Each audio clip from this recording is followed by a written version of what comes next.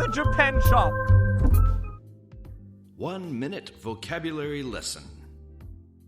Japanese transitive and intransitive words should be learned in pairs. A transitive verb can take a direct object. It is something you do yourself.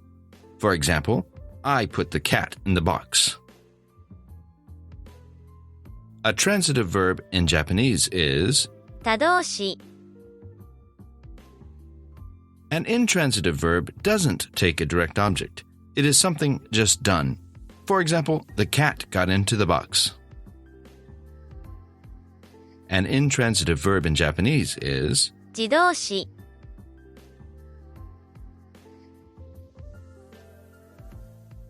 入る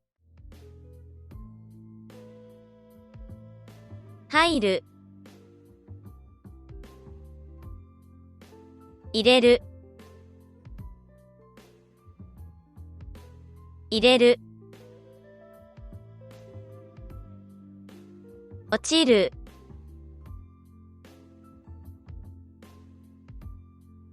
落ちる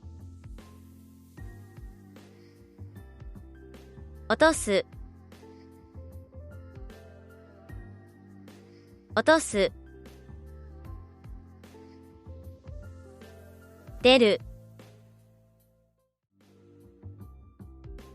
出る出す出す助かる助かる